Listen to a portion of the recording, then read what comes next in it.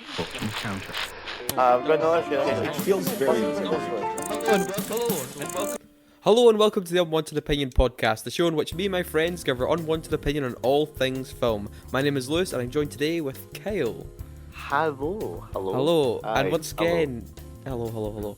It's just Kyle this week, no Gonzalo. It's already the new year, we've already lost He's down. a co-host. It's a shame. But yes, as promised, like we did on last week's show, we did the best films of 2022. So that means it's time to flip the coin and do the worst films of 2022. It's necessary. It's going to happen every single year. We're going to have some hits and we're going to have some really, really bad misses. Like in the case of the films. It upsets me because we do the halfway mark. So like Yes. worst films of the year so far. So far, So yeah. I have to just reopen some wounds at times, yeah. which just. But makes me then, but there's upset. fresher wounds as well, Kel. I mean, I It's particularly. all wounds. I all particularly remember October being. I mean, we'll talk about two films that came out in October this year. That was a pretty rough month. Yeah. That was pretty rough. That was a rough month for cinema. I feel really bad. Yes, but also on today's show we'll also have a review for Till, the new biopic about Emmett Till, who is obviously a very, very important figure in the whole civil rights movement. And yeah, that'll be all of today's show. So, right, Kyle, let's just face this head on, right? Let's just face the thing head on. We'll right? jump in. I just want to go. We already did like what we thought of the year as a whole last week, so I just Yeah. want to ask you, what are your discernible mentions? The films that did not make your final three, Well, your I'm bottom gonna- three, I should say. I'm gonna chuck in. So first of all, I'm gonna mention Gonzalo. Gonzalo's picked, Rest- yes, because he's not here. Rest in peace. He did ask me to mention Multiverse of Madness. Really, as is one of his worst Yeah. films. So he was mentioning the fact that obviously Everything Everywhere All at Once was one of his favorite films. Mhm. So I think seeing how a multiverse film could be done Yes, really made him hate this film even more. even more. Yeah. That's fair. I mean, I remember in my review, I literally said, "This is the real Multiverse of Madness." I was like, It was very bold of A24 to release that film in the UK, I should say. They released that film a week after Doctor Strange came out, just Yeah, as a big like FU. I mean, it was. You're right. It was far better. Yeah. So that was what he wanted to mention. What I'm going to mention Okay. is Morbius. Morbius, yes. It actually didn't Yeah. make either of our final three. No, Shocking. It edges. It's just there. It's just there on my list. It's also one of my so- dishonorable mentions. Yeah, some of my ones are actually you're going to talk about. So I'm actually going a bit higher on my Oh, right, hated okay. list. Yeah. just because I don't want to spoil the listeners to what you're going to say. Yeah. The thing is, And- I'll quickly say about Morbius is that it's a film that I was completely like indifferent to. Like I just watched it and was like, it didn't like annoy me. It was like, yeah, it's not good. It's not well made. It's just Yeah, like it was I just a bit- it washed over me. I didn't care. I mean, Like it was never meant to be. It was never going to be good. You know. I know, but they were quite ballsy with that end credit scene. That's all I'm Yeah, thinking. that is true. And my last dishonorable mention Mm-hmm. is Disney's Cheaper by the Dozen.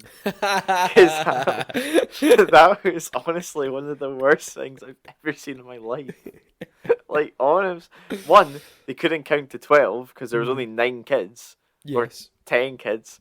One of them wasn't even theirs; it was adopted.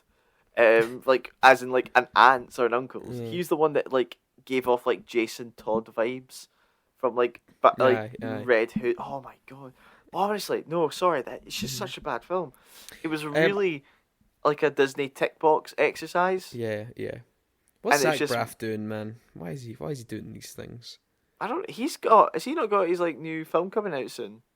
Zach Braff? I don't know actually. Yeah, Florence Pugh's in it from when they were. For when they were together. going out. Oh no, more Yeah. drama around a Florence Pugh film. More but I MTV mean, drama. Yeah, that was a I'll- terrible film. I mean, I'll quickly go over some of my dishonorable mentions. I mean, like you say, there is crossover with me and Kyle, so I won't mention some of the films that you're going to talk about today. But Thor: Love and Thunder, literally just about missed out my cut. I thought that film. I mean, when it came out and my written review, I gave it a 4 out of 10. But honestly, as time went on, it just. Yeah. I can't believe how bad that film was. How unfunny it was. How bad it looked. How badly the drama was handled. Oh, the whole superhero catchphrase thing, which we'll get into in a minute, I swear to God, though with another film. But that just it was just crap. It was just so crap. It's weird. The whole Make-A-Wish thing with the eternity. It's just bollocks. See when I was comparing Multiverse of Madness and Thor, really, I mean, don't get me wrong, I think there's miles between them and considering what's slightly better. But what actually kind of got me more to why Multiverse of Madness is above it for me, because Gonzalo does mention he doesn't hate that film as much as we do, is really Sam what was his name? Sam Raimi was really struck. Like he was actually trying to make a film, right? Where you have Taika Waititi. I don't think they cared. I really don't think they cared. I just generally think he half-arsed the whole thing. Like he was just like, fuck it, I'll just fucking do whatever. Could you see it when he was talking about like Thor post? 5. Oh no, I don't think they will. They? I don't think they'll move on with him. I don't know. Did Ragnarok make $1 billion? No, none of the Thor films have made $1 billion. The highest Ragnarok was the closest, wasn't it? $800 million. Yeah. Yeah. Okay. So it wasn't that much of a drop. So yeah, Thor: Love and Thunder is one of mine. Listen, right. I don't know whether to categorize this as a dishonorable mention, honorable mention, or I don't know because I kind of love it at the same time. I mention Moonfall. It's a terribly made film, but I love it. I love that film. It's so like even on the thing. On my review, I gave it like a 2 out of 10 because of just it's so badly made. However, there's so much, but also 10 out of 10. I did write in brackets because it's just absurd. I mean, watched it. That was the only film I think I'd ever like to see in 4DX again because it was just absolutely ridiculous. It was just ridiculous. I love those films where it ends and they're all like happy, and there was a joke where it's like, why is the Eiffel Tower in like Texas? Why is the Chrysler Building in the Antarctic? Yeah, it's like, why is the Chrysler? And they're just all four of them are standing there laughing, and I'm like, no, a catastrophe has happened. Billions are dead. I'd say the majority of the world are dead actually at this point. So there was that. There was a tease for the sequel when it was, I can't remember whose character ends up as like an AI. Yes, he ends up there's a whole like kind of not really a post-credit thing, just a wee like hint. Oh yeah, this is just the beginning sort of thing. That's the second time Roland Emmerich's done that with one of his films, with the end of Independence Day 2 when they tried to set up a sequel for that, which obviously never came out. Another couple ones. It's art. I love it so another much. Couple dishonorable mentions. The Deepwater, the Ben Affleck, Anna de Armas erotic thriller. It was just dull, and however did have that amazing bicycle chase, like you mentioned last week. The car bicycle chase was amazing, which is very fun to watch. And Marry Me as well. Marry Me. I was able to get through 2022 without seeing that film. I'm kind of upset. And like I said, I always say this to Gonzalo, like I do love a rom-com, although every time I'm on the show I seem to be slating them, like when it's The Holiday or Marry Me. But Marry Me was just, it just was like so like, it felt so corporate and kind of superficial, and like just like even just the way they always have Instagram up on the, like showing you like Instagram and texting, and like actually having adverts in the middle of the film for blenders and stuff. Just piss off. Anyway, Kyle, let's get to your third choice. Okay, so my third choice of my worst films of the year is going to go to Jurassic World Dominion. Yes. Okay, so this is probably they're all really bad, to be honest. So Jurassic World Dominion, it came out, and it's probably the most successful of the films on this list for me. Oh yeah, it's $1 billion film. Because it's $1 billion, and all I can say is, one, it's not a Jurassic World film at all. It's oh my god. So I hate Fallen Kingdom. I really do. Yeah, I can't tell which one I hate more. Right. Fallen Kingdom has the 10 minutes opening to save it. You know, that really good 10 minutes when they're on the island as it haunting. So Dominion, when I went to see it with you, I hadn't watched anything to do with Jurassic World since we saw Fallen Kingdom in, 2019? You didn't see any trailers or whatever, do you? No, I saw like one trailer and then I yeah. didn't care. But I just forgot who everybody was. Oh, It took me a solid 20 minutes to remember who that child was. Yeah, And I the couldn't fact that believe she you was didn't like a remember the clone. clone girl. Kyle. I honestly, I forgot about the whole clone saga. That was something else. And the fact that this film, right, its main plot point is a classic corporate government are using like genetically modified lotuses to like destroy the crops just so they can profit. Yeah. I was kind of like, I just remember sitting there going, what? this isn't the plot. This is a joke. Because this could be the plot. That seems to be the main thing most people had criticism with. It was just like, why is this final capper on us? They're claiming it's the 6-film saga. Has nothing really to do with dinosaurs. They're just kind of in the background doing stuff, and occasionally it'll be like a little boss fight. You got to go through this dinosaur to get to the next part of the plot. And may I add that the plot began because he wants to go rescue a baby dinosaur. Yes, he did. That's how this plot begins. Mm-hmm. And then we get, it has one cool shot with Bryce Dallas Howard dripping into the water. Like, yeah, when we she's talked getting, about that when we reviewed it. Yeah. I like that shot, and that's about it. I hate most of the characters in this film. Yes. I don't like the returning characters from the old films because I just think they were just really like. This was like hey, Star Wars did this pretty well. Yeah. Let's do it, and it just doesn't work. It just didn't work the same because one, it's like you said, it's not like a Jurassic. I hate so much about this one because it's like at the end of Fallen Kingdom, like 6 dinosaurs were released into the wild or something, and one they would be like absolutely dealt with within 45 minutes a day, and it's like this one you're trying to tell is like, oh yeah, they're living in our lives, and there's some really weird shots, and I hate that pilot lady. She's rubbish. She really infuriated me. I remember, because I always had that complaint, but I was like, that is ridiculous, that the whole idea of that the dinosaurs are like taking over the world, or not taking over, just like causing problems and all that stuff, when literally like you said, like 10 of them escaped in the end of the second film. But I was like, okay, going in, I can suspend my disbelief and just assume that they've gone crazy, right? Because that can make for a really interesting narrative, some really interesting interesting set pieces, really interesting whole like sort of bring it full circle about the natural order and chaos theory is the whole kind of thing that was in the first Jurassic Park. I was like, okay, let's do it. And it's just an afterthought. Honestly, it's the biggest sin the film commits, and the plot it just has absolutely nothing to do with it, and it's just a big waste of time. Everyone's boring. Sam Neill, I'm sorry, Sam Neill. You were phoning it in. He did not care to be there. He was doing some Dennis Quaid style acting there. Like Jeff Goldblum was the one I had the most fun with, just because his mannerisms and the way he speaks is it's just fun. So fun. It's so fun. But yeah, even some of the CG's rough. Some that has no memorable action sequences. It's got really. I was about to say that the action is so generic and dull. Like the motorbike chase. Yeah, it looks bad, shot terribly. It's just, and that's one of those things where it's like, okay, you can kind of excuse all these things when it's a summer blockbuster as long as it's, done well, executed well, shot well. But it's not. It's just not. It's just, it wasn't even. It was fucking far too long. 2 hours 20 or something. I was like, oh my god.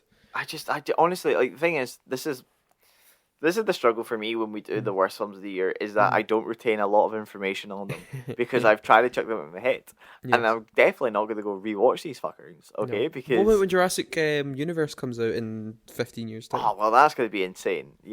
I think they'll do Jurassic Galaxy and then they'll do Universe. Jurassic, they have to make the saga. Sorry, yeah, you're right. I mean, I will ask you before we move on to my first pick. When do you expect them? Because I have absolutely no doubt in my mind they're going to do another one. When do you expect them? The thing is, because this one made $1 billion, they might be going, hey. All 3 of them made over 1.5 to $1 billion. I know, but that's what I'm thinking. Like right now, they'll probably be going, yeah, people are still loving it. Let's. I mean, I'd say before the decade's finished. Oh really? Okay, so end of the 20s. I would be like 2029, maybe. 2028, 2029. Right, fair bet. Yeah, because these things just make so much money. I have no doubt Universal want to keep going with this stuff. Who knows? I don't know what they'll do. I don't know if they'll decide to maybe like just call the next one. They'll do a They'll do everything. They'll just call the next one Jurassic Park. You know, they'll do they'll do that kind of classic. That might be the thing. That might just be the next step. Well, let's just remake the first one. It's the T-Rex being moved like enclosures, and it picks up its old mask, and then it goes on a rampage. Sam Neill comes back, and it's just the plot of Halloween, isn't it? Jesus, yeah. It's just they just do that. Yeah, just do that. You might as well. I mean, we got Millie Bobby Brown as a podcaster going around, going, "I can talk to the dinosaur." But that's the thing. Like, I feel like if you did a sequel to this one, you couldn't like bring back Chris Pratt and stuff because no one cares about them. So you'd have to just have a whole new cast or remake or whatever. Why could no? We just won't bring it. Nobody cares. Nobody cares. No one cares. What was his name, Kyle? What was his name? Owen. Oh, well, that was actually impressive because I didn't remember. Don't ask me what his second name is. And don't ask me who anybody else is. I just know he's called Owen. Well, well done. Well done for remembering one character. Yes, fuck you. I remember somebody. But from one blockbuster to another, my first pick, or I should say third place for the worst film of the year for me, was Fantastic Beasts: The Secret of Dumbledore. Do you remember, Kyle? We saw this together as well. We saw this one together. This was we've only seen two of these films together. I mean, no, we've seen. Well, there's plenty more on this list. No, I mean out of the Fantastic Beasts franchise. Sorry. Oh right, yes. Yeah, this one's going to be quick because it's actually kind of hard to remember this one. The Secrets of Dumbledore is just this plodding film that actually has kind of no purpose, doesn't really advance the whatever story that the last film was going on. And also concludes it. And somehow. Also, yes, this clearly was a little subtle, like, yeah, we're not making any more of these because no one seems to care either. So this is also the last of the Fantastic Beasts films, thank God, because they went on a downward trajectory almost immediately. There is just absolutely nothing in this film I could recommend. Like we talked about with Jurassic World, the CGI gets iffy at quite a lot of points. Don't even get me started on the Great Hall. That was just embarrassing. God, that was so small. The action is it's just nothing. It's just this whole... I can't believe this film is 2 hours and 20 minutes long, actually. I looked at the runtime, I was like... Do I remember it? No. I was just going to say, do you remember this where I had one thing that I was excited for going into this film? Yeah. And because I was kind of excited with Mads Mikkelsen coming in to play Grindelwald. Because I love some Mads Mikkelsen. I love Mads Mikkelsen, yep. And there was a scene in the trailer where it was Jude Law and Mads Mikkelsen sitting down talking. And as we know, I do love some antagonist-protagonist chatting. Because I think it's great, you know? Yeah. And then it was in the first 5 minutes, I remember you just looking at me and going, fuck, it's going to go downhill from here, isn't it? Yeah, because the one interesting scene and the two most interesting actors in the whole thing. Right, we're not going to talk to each other for the rest of the film. That's us, bye. It was in the first 5 minutes, I just remember looking at you going, oh, no. Yeah, and it's just the whole thing is just so muddied with just stupid stuff. Like, Dumbledore's like, I can't interact with Grindelwald because of this weird... locket thing that stops us from, I don't know, like getting near each other or something I could vaguely remember. And then they have the whole plot device is to stop Grindelwald winning an election because there's this magic thing that basically the magic unicorn? Yeah, who decides who's the most noble of heart and it picks the right president. But then he wants to obviously kidnap that thing, replicate it, and then the clearly ill and like puppet version of it will pick him. Like, that was the thing that got me when they do the whole election at the end, because he switched the little creatures to choose the noble of heart person. It's like, that thing is clearly not the right one. It's clearly unwell and it's dead. So like, how is no one pointing this out? Holding it up, and it's like, he's fine, he's good. Come on, walk off. And that's the thing, the whole film just ends on a whatever note. Like, there's the weirdest thing was, I remember this, the finale, like, Grindelwald's doing all this stuff, like, on the top of these stairs, and no one seems to have any agency. Everyone's just standing watching him do stuff, and it's just like nobody cared. Not even, like, they couldn't even rate the actors to care, and they couldn't... It was just this whole muddled mess. It just when it was done, it just felt like we're exactly where we were at the start. And they did the whole try and like parallel of like real world politics stuff with like kind of far right movements and things like that. And I was like, oh my god, just stop. They Just were trying to stop. cover up because there was a lot of hate back from the ending of Crimes of Grindelwald when it was hinted that Ezra Miller's character was like the brother, like the third brother in the Dumbledore family, and they quickly retconned that and made him like a nephew. Like it was his brother's bastard son or something like that. Because also, the Ezra Miller problem, they didn't want to give Ezra Miller more screen time, so they had to like, he just like Cut literally him out. at the end of the film just kind of right, okay, bye, just like he kind of just Like- walks off screen. Yeah, he goes like, Aye. oh, maybe we could try and rekindle this, Aye. father son love, and it's Oh, like it was just it was really just an embarrassment of a film. yeah. I really think it could have been something if it was like an anthology series, and we just didn't have them being like Newt as the main character, because I hate Newt. I really hate him. I didn't mind him in the first film because that was like his film. But then these other two films is that they've clearly gone, oh no, just keep him as the main character throughout, and I'm like, I don't do that, because it's And that's the thing, even on the poster, they've kind of pushed him to the side a bit. Like, Jude Law, I guess, is our... Like, Dumbledore's the main guy, I guess. That. You could have made a Dumbledore-centered film, but just don't have any of this rubbish in it. No, Yeah. Move on, Kyle. Yeah, it's done. Right, thankfully. this is also... this is right. So my next pick, then this is also the thing, this is going to be a quick one because I don't care enough about this film. This is Texas Chainsaw Massacre. Okay, now this film was going to be like that Netflix saw. I don't understand why it's on Netflix. I don't know if Netflix had the rights or whatever. But this is basically hey, Halloween 2018 did pretty good. Let's replicate that with Texas Chainsaw. Yeah.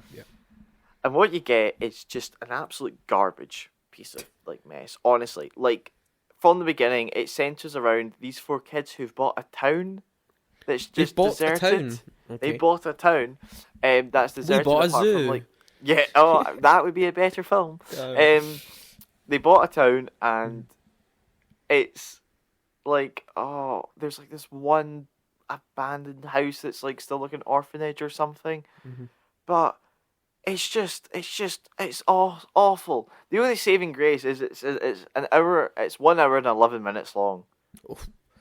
Right. That's the saving. Oh my god! It's genuinely the saving grace of this film, and what you get is just one terrible dialogue, terrible action, no suspense whatsoever. You're trying to create something that they think Texas Chainsaw had in comparison to Halloween, right? Where they bring back the final girl from the first one. Who one? I want to add, the actress died like a decade or something ago. So it's a recast. To which the character dies 20 minutes after she comes on screen. Right. Okay. So it's like, imagine you had Halloween like 2018. Laurie shows up, not played by Jamie Lee Curtis, and then she dies 15 minutes later. Like, it's like, what's the point in this? Right? And it's so bad. There's just so much shit. It really annoys me that it's like a bunch of the kids are on it, because it's really shit. It's not like set anywhere. It's not like set in like a suburb or anything. It's like these kids come to this abandoned village, and it's like, this makes, I'm like, what? Do you want to just write a thing that says we had no budget? Aye. Like, do you just want a big thing that says that? Because that's what you're telling me here. And I just can't believe when you said that runtime. It's like, if anyone even like hovering over Netflix, right? What we're gonna watch tonight? And they obviously Netflix do their big like banners for new stuff coming out, and they have like Texas Chainsaw. It was like, oh wow, that's a famous horror IP. And they look at it, it just says 71 minutes or whatever. Surely every person would be like, that's a bit off. I'm not gonna watch that. Like, I don't understand how.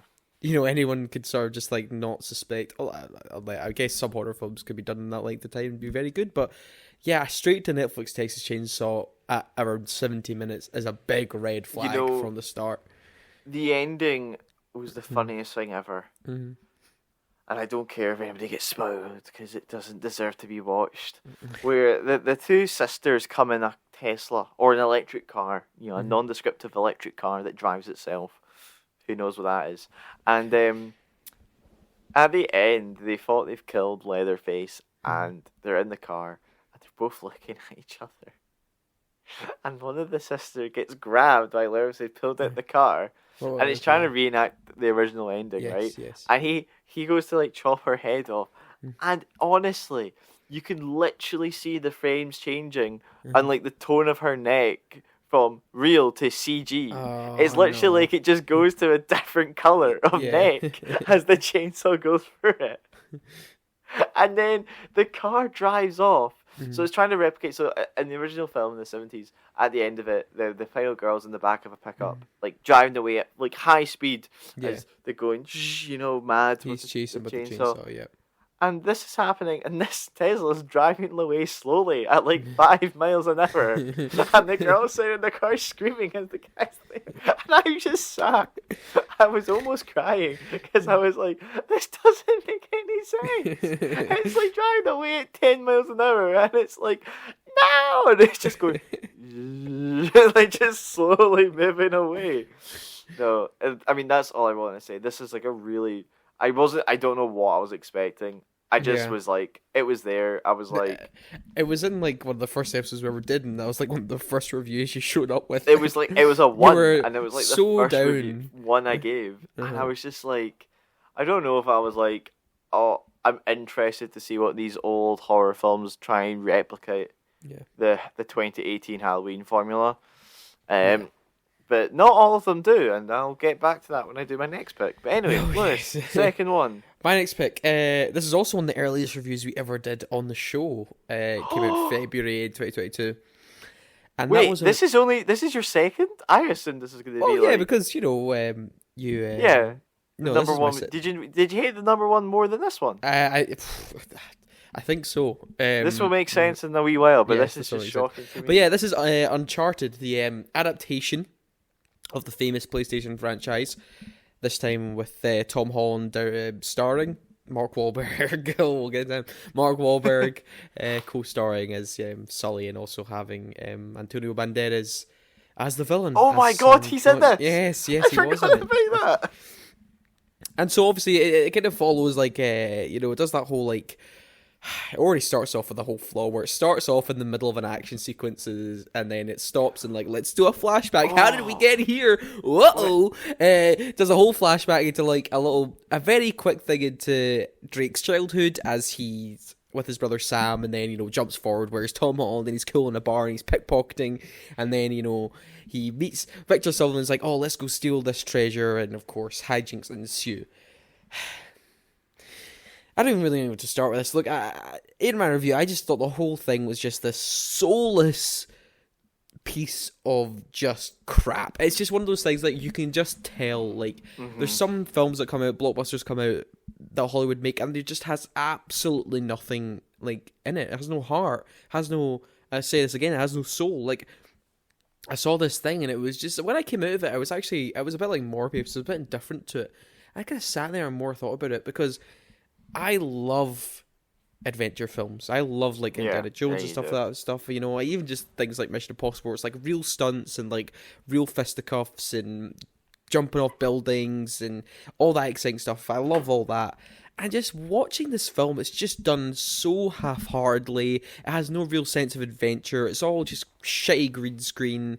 It also has the most offensive Scottish accent in cinema history. It's just the whole and Antonio Banderas is also Dennis Quaiding it, and by that I mean he seems wrecked filming this, like he seems drunk, and they do this whole villain twist where it's meant to be like what, and it's just no one cares because no one cares who the other villain was. It has no like exciting puzzles, just the whole adventure is flat. Even the actors besides Tom we have Holland, that Papa John's fight, which I think is possibly one of the greatest action sequences we've seen this year. I'm glad you brought that up, Kel, because that is the thing that literally says all. It tells you this is just a corporate, shitty, half-hearted attempt to try and cash in on a franchise, where you have this whole series that's built on globe-trotting adventure and seeing different cities and different jungles and just going anywhere and like having exciting action sequences and like ruined temples and ruined cities and whatever, right? let's have a whole action sequences set in a Papa John's when we're in the middle of Barcelona, which has incredible architecture. It made me so angry, that scene. I couldn't believe they thought that was all. It's just a literal advert in the middle of your film. So a few things. I mean, no, sorry, not a few things. I really hated this film. Yeah. A few things that I just bugged me a lot. Yeah. Was that one drain in the middle of Barcelona that went straight down into the hidden temple that clearly somebody put in. Yeah. It's like, you know, because pipes literally like around the puzzle. I just want I want a show, right, of these Barcelona piping plumbers just going, shit, what's this? Nah, not our job, mate. And it's like, you know, moving past this. I really hate the two end credit scenes. I think it was two. God, so the obligatory, his brother's alive. Yeah. But we haven't cast an actor, so he's got long hair and you can't see his face.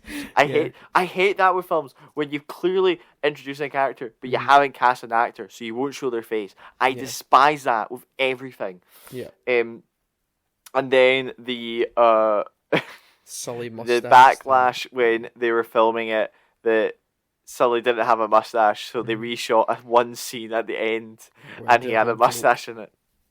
And that's the thing, Mark Wahlberg as well is just sort of like the antithesis. Oh my god, I can't speak. Antithesis of the whole thing, where he's just being Mark Wahlberg. He didn't give a shit about who he was meant to be adapting or who he was meant to be portraying. And like, I'm fine with adaptations doing different things, but he doesn't even have the spirit of the character that he's meant to be portraying. It was just a whole slap in the face for, people who have enjoyed the games or just any sort of adventure film fans. Like, it's just a really hollow film, and I hated it. And sadly, it made money, and they're going to do another one.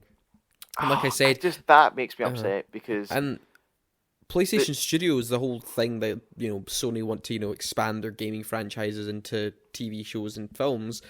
This is their first one out the gate, and it was rough, man. Like, if you're gonna adapt these gaming IPs, you have to do a better job than this. I know God of War is getting an Amazon series. That Gran Turismo film is coming out this summer.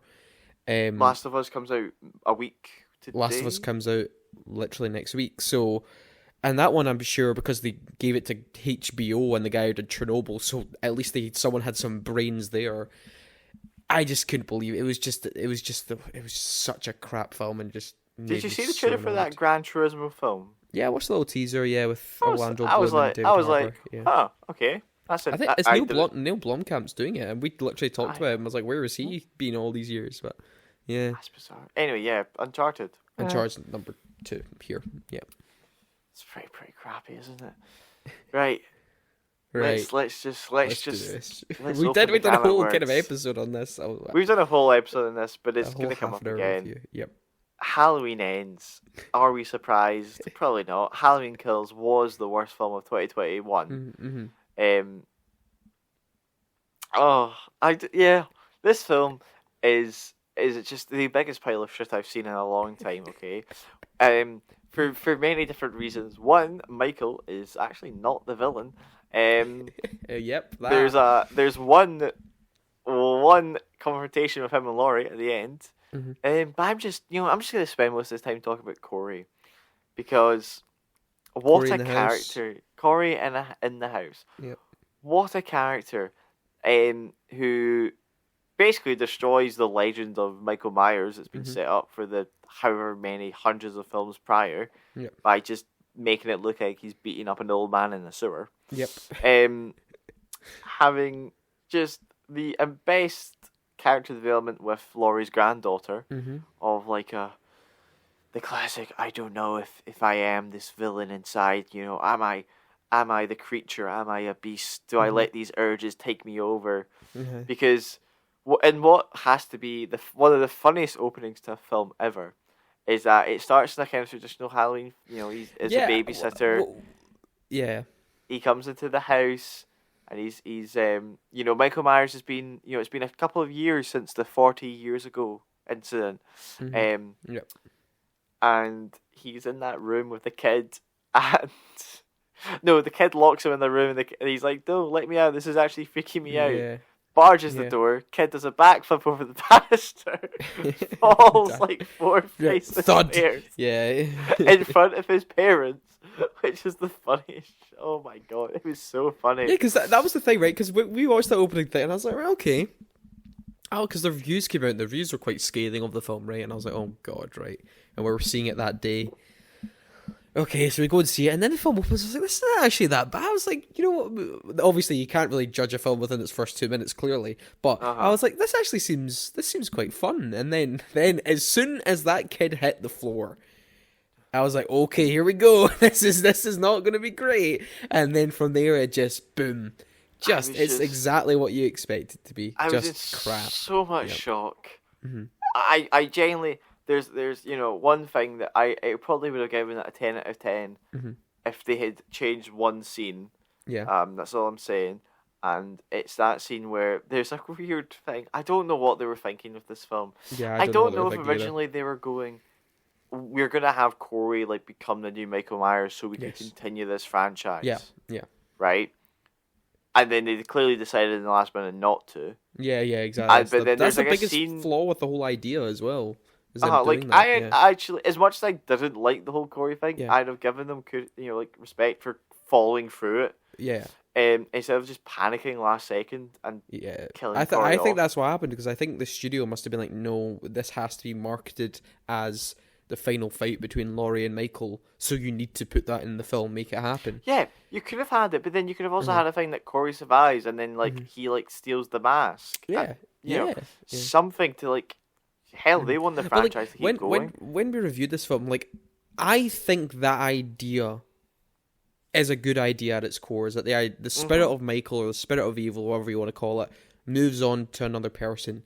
Because I think that's he's great. He's always been something supernatural. When you've set up a trilogy, doing that in the last film of your trilogy clearly shows that wasn't your intention then. Because you had, the setup was literally perfectly made for you at the end of Halloween 2018, when you had Michael burn in the fire. That is it. You've done it. And you can have your next two films have this new evil spirit thing, and then have a new Michael Myers. It's so perfectly ready for you to do that. But no, you made Halloween Kills, which is a disaster of a film as well. That's just also a plodding film where nothing happens, just to have Michael kill people. And then this one is so bad in a completely different sense, because it's so boring and it has no identity or what it's doing, because it's like a teen angst film where the romance is terrible. You remember that bit where you love the cutaway where it goes from Michael and that's Corey. What I'm saying. It would have been a 10 out of 10. So there's that scene where Michael and Corey are killing somebody at a house, and then it cuts immediately to Corey on a bike with Laurie Strode's daughter, and I swear everybody in that cinema thought Michael Myers was holding Corey by the waist as they were driving in the sunset. I swear to God, somebody in the editing room went, we could have done that, and then we could have done it. It would have been iconic. And that's the thing. I feel really bad for the guy who played Corey, right? Because I think he's actually he's a good actor, right? But the way they sort of make the image of him, it's like they were trying to have a laugh. From his mask, from the mask alone, right? So Corey has his own mask when he's going with Michael to kill people, and his mask is absolutely ridiculous. It's just so funny to look at. So from that standpoint, it would look like you're taking the piss out of this character you're trying to make. And even bits where it's trying to be they have that whole thing with Michael and his eyes, where it's his eyes are dead, all you see is evil in them. That's his whole kind of the motto that's in that first Halloween film. And I do it again with this one where it's this police officer is driving by or whatever. This guy was driving by and then he sees Corey and it's yeah, those eyes. And it obviously does a cut on a slow motion shot with Corey bending over to look at the policeman in the car, but it just looks like he's stoned. Funny. You can direct these things, you can shoot these things better to actually make him more threatening, but you just made him look goofy. And it's what were you doing if you wanted to have this whole idea go through? And it's just it's just so boring. The whole character of Laurie is just not interested in these films anymore. After Halloween Kills, just making her an obsessed weirdo after the 2018 one, instead of where they had actually some interesting points to doing that one with PTSD and stuff. And then she's just annoying in this one, and the whole thing's just annoying actually. I mean, the ending was also ridiculously funny with the whole like the town coming to see. Oh my god! Yeah, they really wanted to emphasize that he was dead, so they strap his body to a car. Everybody follows it, which is funny enough, and then they chuck it in a what was like an industrial grinder. Yeah, industrial grinder for cars. Yeah. And you're like, he's definitely dead. Yeah, he's definitely dead. Good job. I mean, Anyway, look, yeah, I'm gonna ask you to say before I know that was your last pick. It's also one of my least favorite films of the year. When are we going to see the next Halloween film, Kyle? Because this one made numbers. This one made money. They all made money. So when's the next Halloween, Kyle? Same year as Jurassic World. To be honest, I'm actually gonna give it the same like credit. If I would have said definitely, if they kept Corey alive, I would have said 2025. Right. Yeah. But since they haven't, I'm gonna put it again. No, I'm gonna be a bit more generous. I would say 2026 to 2028. Right. Okay. So still within this decade, they're gonna make another Halloween film. If we get but I would say less than Jurassic World because they can make these ones quicker. Yeah, really easy to make. You know, and for less money. But I don't know if it will be a remake or something. You know, I don't know if it'll be like a sense that there was actually a kid that was like a fan of Corey. Oh no, it's gonna be somebody who's like a fan of Corey, 100%. This starts recreating it. They're gonna do Scream. I hate Scream. I hate this. Go move. I don't care. I don't want to talk about it. Right. So my least favorite film of the year is Black Adam. It's Black Adam. That's sorry. Shocking, Lewis, because actually that is one of the greatest films of all time. Sponsored by Dwayne The Rock Johnson.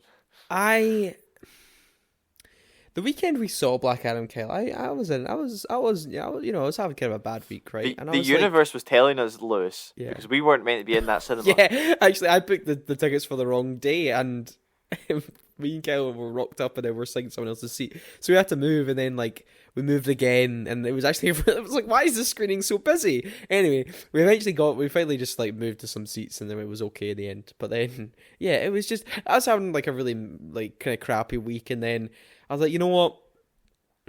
The trailers for Black Adam have looked okay. I reckon I could have some fun with this. Liz did not have fun with this. I did not have fun Moral with of it. the story. I actually can't believe a team of writers, producers, a whole cast and crew came together and thought this was going to be an acceptable story, because there's a lot wrong with it, but then that is to the core is like, how could somebody say this was a good film to make? It's like the most dated film of the year. This is a film which thinks we'll get into this whole thing about the whole like, oh, heroes don't kill people sort of bullshit in a minute, but this film is like what a 90s superhero film was, you know, when we're kind of in like the dark ages of like superhero filmmaking, where it just was trying to be like, oh, I'm so cool, and it has a whole teen sidekick, and it just thinks it's doing this really, no film or superhero film's ever thought of this idea before of having this. Is he going to be the villain? Is he going to be the hero? Oh, he kills people. Oh my god, what? No hero could do that. And they have this whole thing, this whole scene where the whole character of Hawkman, his whole character is just to go up to Black Adam every goddamn 10 minutes and be like, oh, we need to put these men through the justice system. You can't kill people. It's about the law, right? Mate, you carry a mace, whatever. So, and you have superhuman strength. Okay, regardless, we got to put these people through the proper procedures and stuff like that. And it's trying to be this morally complex one where it's like, but it's not. They're like mercenaries. They're soldiers. They're people who are holding this country captive. So Black Adam killing people is like whatever. Also, guys, pretty much every Marvel superhero since 2008 has killed like all their goons and grunts and things. Even Mr. Noble Captain America. It's not this big. Oh my god! Oh, the hero is killing. Oh my god! The man with this flying, he's killing people. This is mind blowing stuff. It's also just the action's crap. It's visually. I'm sorry, the villain, it just looks like a PS3 character model. It's so ugly to look at. None of the characters. Oh, it's just terrible. And they have this whole thing where they're trying to make Atom Smasher and Cyclone, is her thing. Was like, oh, we got to put a little teen romance to see if that works. There's absolutely no chemistry there. It's just like absolute waste of time. No Justice Society, or just like trying to sell action figures, whatever. Dr. Fate, they tried. Even you're wasting Pierce Brosnan. The kid's sidekick is, I'm sorry, I am sorry. It's possibly the worst things in cinema in the last 10 years. Yeah, and like I said, like they did with Thor, I don't know why the year of 2022 they thought superhero catchphrases were a thing. I honestly can't remember the last time a superhero came on the cinema screen and had a catchphrase that he says once he's, thrown a villain off a building or punched a villain or put them in jail. Kyle, when's the last time in Saturday morning cartoons have you seen a superhero have a catchphrase? Like, I mean, maybe the Power Rangers, but that's not a good thing. No, like, no. I can't believe two sets of writers have come to two different comic book movies from two different studios have done this whole obsession with superhero catchphrases. It's not funny. It's not cool. The whole thing is just this.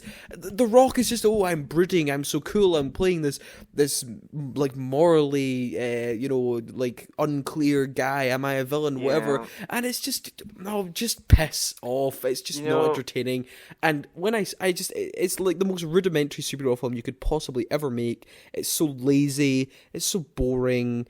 I'm done with it. And I'm really, really, really, really glad it failed at the box office. I'm going to move on to that because what I love about this film is the aftermath. Yes. Okay? Because I don't know if you knew this, Liz, but I was quite heated about my hatred for this film and maybe replied to people on Twitter about it. Yes. I got a lot of traction. And I got a lot of hate. And I would really love to go back and go, well, didn't that go well for you guys? But I do feel I'd be hunted down. Yeah. Because, Liz, what I hated was The Rock, right? No, don't. Right, so hear me out here. I think The Rock does a lot of good, right? I think he's, he's an actor.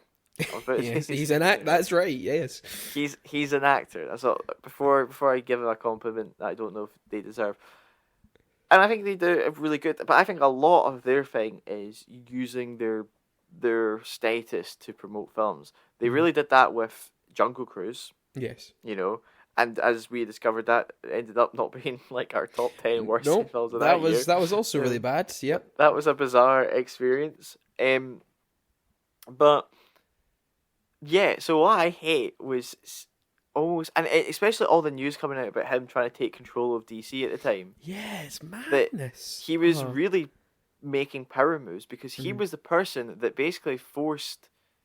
So DC have had like 3 owners in the last like year or something. Yeah, madness. The first person said no Superman. The next person said, "Yep, we'll give you a cameo." Yeah, and then he was really banking on it because he knew that a Superman versus Black Adam film would make money. Yeah, like it would make solid dollars, like billion probably, because I know like every DC fan would want to see it, and most superhero people would want to see it. Would it make $1 billion though? I don't think it would. No, I would say I definitely like. I'm all not. Of Henry I'm not a huge fan of it.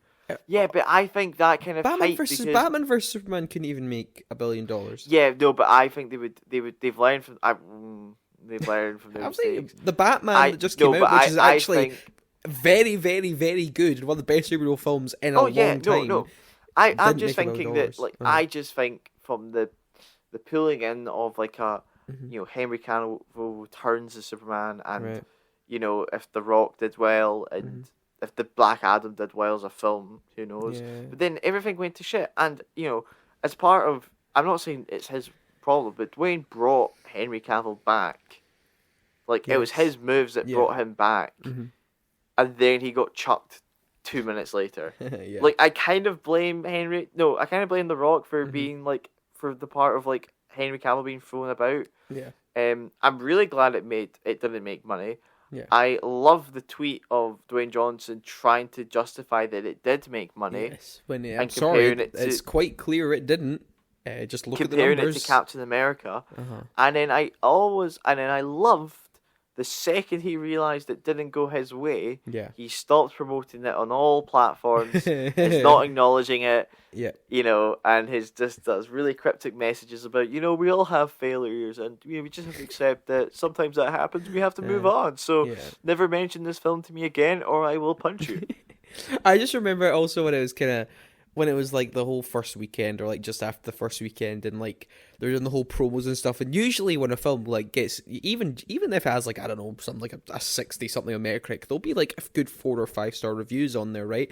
And they'll have like, some critic quotes all over like the #1 box office film in the world or whatever, and then just have like a bunch of like quotes and like star ratings and stuff like that. But in this one, they couldn't really do that because the Metacritic score, I'm pretty sure, is 40 out of 100. So they just had to put like fan Twitter accounts just like all over like the advertising to make it look like it was getting mad praise when it was just like fanboys and people who went to fan screenings. Yes, I know. We all know who those fan screenings are. That's when you know it's bad, when the marketing has to go to that level instead of putting like, a Rotten Tomatoes score on it, or like just even any critic quotes. That's when you know it's bad. And Black Adam was really bad. Black Adam was, I can't recommend this to anyone, even like superhero fans. I'm like, we've moved well beyond this point of this cliched mess. Like, and I said this in the review for it, I'm like, we've come so far in the superhero genre and the comic book genre that you can't get away with this crap anymore. You really do have to try, because we've seen so many of them now, and that for people to actually respond to them and like them, they also have to be of a very good quality and do something different. And I think Thor and Black Adam really took the brunt of it at the box office. Thor was survived just by name brand alone, even though that film, I think, just made a little bit of profit. That was a really expensive film to make, but that only reason made money because it's Thor in the goddamn title and it's Chris Hemsworth. You really have to try with these things anymore. You can't be lazy. And I think Marvel and DC are getting very complacent of these sort of things where it's like, well, everyone goes to see them, they all make money. Clearly they don't. I'm sorry. You have to actually try. And I'm really glad. I'm really happy Black Adam bombed, because it really I know. I want to jump back on just to say that I this is my thing. I'm actually starting to not like him, because I do think he feels he is like the man to whatever he goes into. Yes. Because he kept saying that this was the first chapter in the first phase. Nobody else ever said that. Yeah. No, no, like Kevin Feige's at the time came up and said, yeah, this is it. It was only him. And he did say in his classic, post after his meeting with James Gunn, and he went, Black Panther will not be the first chapter of storytelling. And I was like, yeah, no shit. But I want to actually read out, because I was trying to find that quote. The quote, right. And I've just come across another post. It came out a few weeks ago in November. So he's been filming this film called Red One. No idea what that is. Which seems to be, oh, you'll love it. So I don't know if he's playing Santa. I can't tell. No, but just listen to this, right? And okay. So an absolute wild month of shooting on our new Christmas franchise known as Red One. Right, franchise. Already being cocky. Yeah. Our movie is big, fun, action-packed, and fresh new take on Christmas lore. Right, here we go. Think Jumanji meets Miracle on 34th Street. Meets Hobbs and Shaw with a dash of Harry Potter. And sprinkled on top with my all-time favourite Christmas movie, It's a Wonderful Life.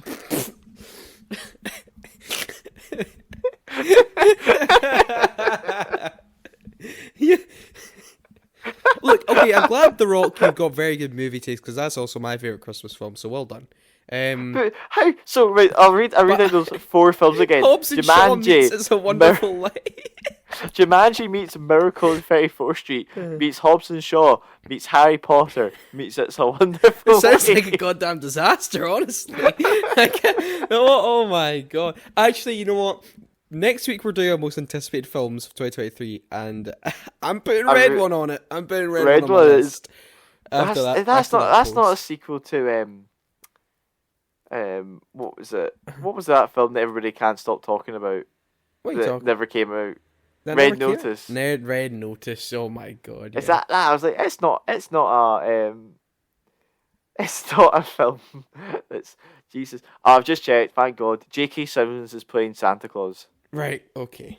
I was really worried that Dwayne Johnson was gonna. When you first said it, I thought, oh my god, they're Oh, just ripping off Violent Night. but yeah, clearly they're not. it's Chris Hemsworth, Chris Evans is in it as well. I forgot about that. Oh, very good. Right. Anyway, let's move yeah, on. Let's wrap this up. sorry. The worst of the year Oh. list, but that will end this part of the show. Just to run down what our worst films of the year were. We had Halloween Ends. We had Netflix's Texas Chainsaw. We had Jurassic World Dominion, Fantastic Beasts, The Secrets of Dumbledore, Uncharted, and Black Adam. Those were our worst films of the year. Don't check them out. I think that's the first time we've ever said in the show where we've gone through a whole episode and told you not to do anything with those films. Keep them locked away. Let's hope we'll never have to bring them up again. But now it's time for review for Till.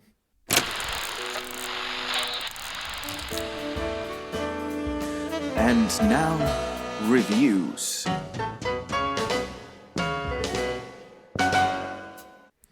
So, Till is directed by Chinonye Chukwu, and what it's about is, of course, in 1955, after Emmett Till is murdered in this brutal lynching, which was world famous. I mean, you learned about this in school, didn't you, Kyle?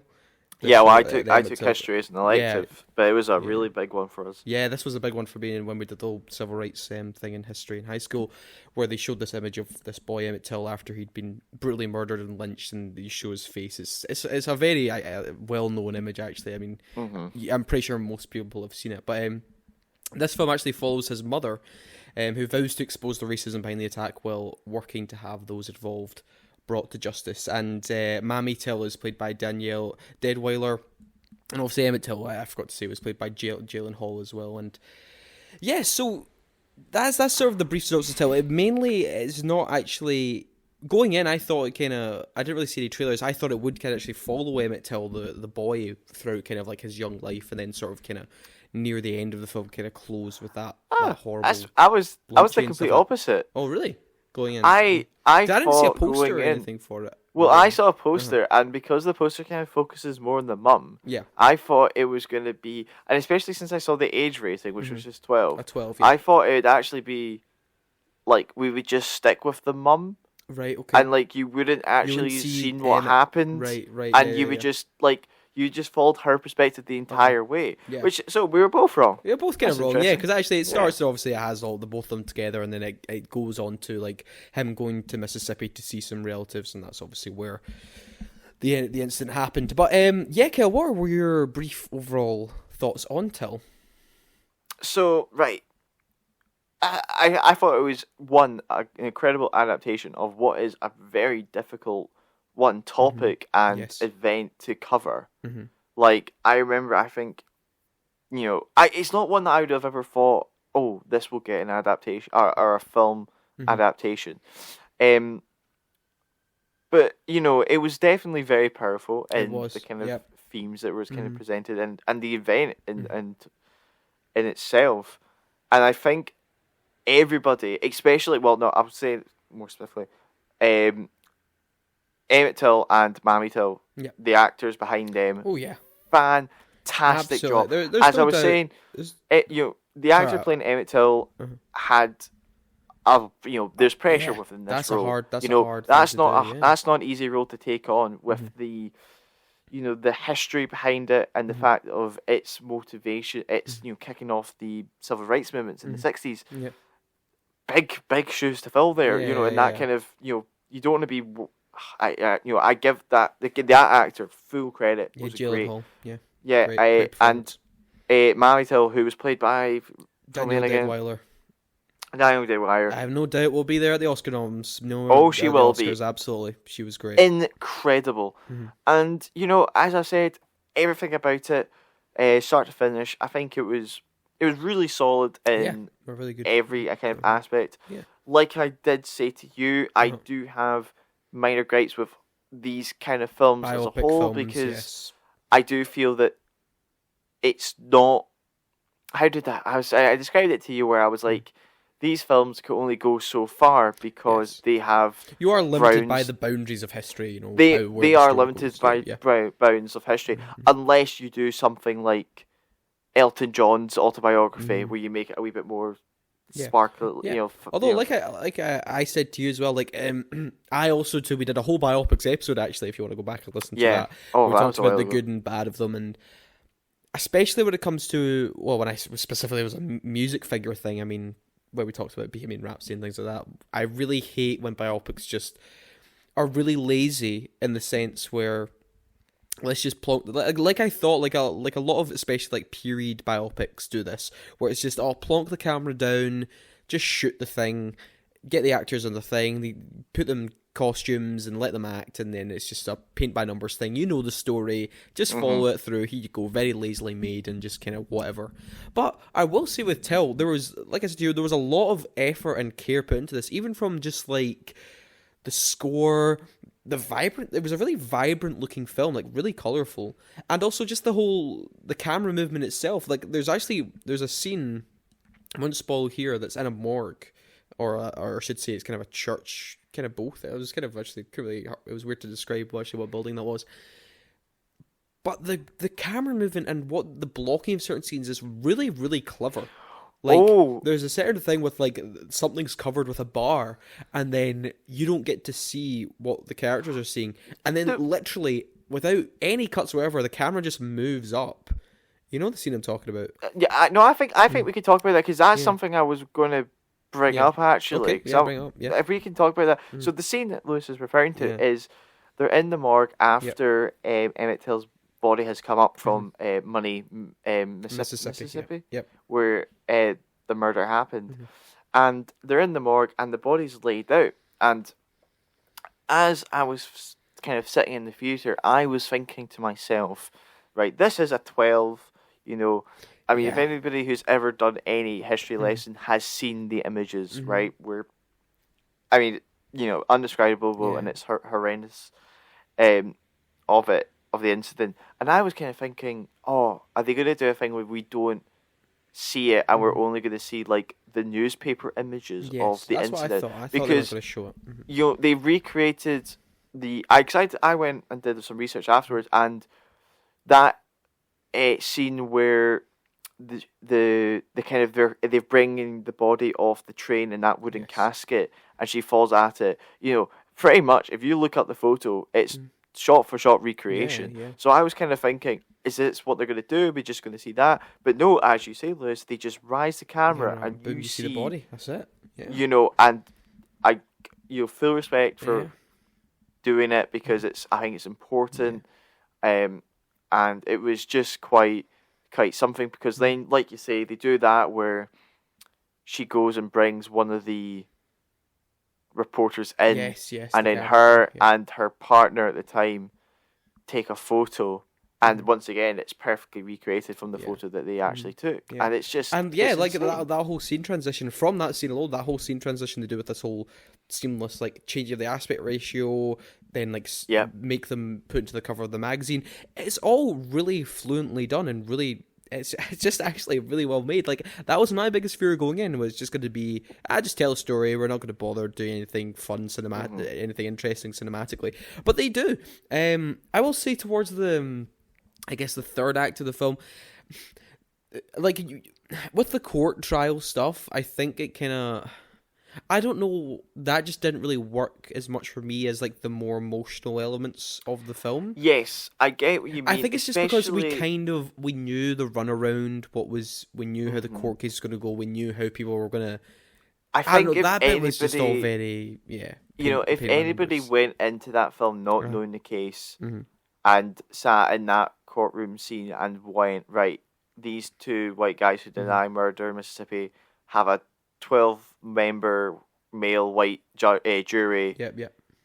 You'd have to be pretty naive to think it's going to be like a close. Oh, are they going to get found guilty? You can't be stupid here. That everybody, and even if you didn't know the case, it's a blatantly they're going to be found not guilty. So you do have that kind of. There isn't a. Will they? Won't they be convicted? Sort of thing, and there's. Mammy Till, even at the end, goes, she just right, doesn't. she's like, can we leave? And like, do you want to stay for the jury reading? She's like, I know what it's going to be. Mhm. You know, and that's, Yeah. you know, fairly, yeah, it's just straight to the bone. But Yeah. I do get you mean that it does kind of slow down Mhm. when you get to that kind of, it has interesting parts around the trial. Yeah, Because as I was saying to you, there's scenes where they're trying to go and find witnesses, Mhm. and they do it in really, and like how it happened was Yeah. really interesting. Where they basically kind of go and hold people hostage Yeah. and say you have to confess, you have to Yeah. testify. Yeah. And that was really interesting. I didn't know about that, Yeah. but then it does kind of slow down once again when you get into the trial. Yeah. Um, I will agree with that. But yeah, final score, Kyle. What are you giving to? I say I have a thing with autobiographies. It's an 8. I don't think many autobiographies can go really above an 8 because, like I said, there is restrictions to the storytelling aspect and everything they can. Unless But you go everything. Unless you go like sort of semi-fictional, where well, I guess. Yeah, that's what I'm saying. also, Like you know, the Elton John Elton one when it John's, kind of yeah, go a wee yeah. bit thing. Yeah, Everything was really solid. Yeah, I will The agree. performances as well. Yeah, pretty much. I'm pretty much the exact same as you, Kyle. I'm also giving this an 8. I think, like I said, cinematically, there's stuff that really interesting decisions here, stuff that's really well done. Even when she's like with her son in his room and stuff like that, the camera's like really intimate and it's like flowing while they're dancing. It's really, there's a lot of effort put in there, and I have a lot of respect for that because I'm really glad it just didn't do the standard Oscar bait biopic thing where it's just we'll get the nominations anyway. We won't try. They really did try, and I really do care about that. The performances are all fantastic. I'm glad the story was told, and also I was really happy that our cinema was really full. Do you know? Like, It was a busy. I wasn't expecting it was it to a be full. busy theatre. It was a busy and, theatre, which made me You know, happy. I'm kind Yeah. of glad because I do feel like more that these kind of films, especially this kind of topic, Yeah. deserves a lot of watches. Yeah. And you're right. You know, this is more one of the classic autobiography films that I would actually like to see get a few Oscar nominations, and Yeah. even win some, because I do feel, like you said, Yeah. a lot more care was put into this one, Yeah. rather than what was the one that you absolutely despised last year. Oh my Eyes of Tammy Faye. Oh, That was it, yeah. my You know, God, that's a that is classic such a one, as you were saying. terrible picture. Oh, I hated that. Anyway, that would have been the worst of 2021 list. Anyway, that will about wrap up our show today. Thank you very much, Kyle, for joining me. No worries, pleasure as always. Yes. So yes, we just gave our opinions on the worst films of the year until, but those are just our unwanted opinions. But wait, I forgot to actually mention on next week's show we are doing our most anticipated films of 2023. So Mikael and hopefully Gonzalo will be here, and we'll go through the films that we're most excited to see coming out this year, and hopefully they won't disappoint us. But of course, sometimes they do. With those films we just said. But yes, like I just mentioned, those are our unwanted opinions. Thank you very much for listening, and bye-bye. Bye.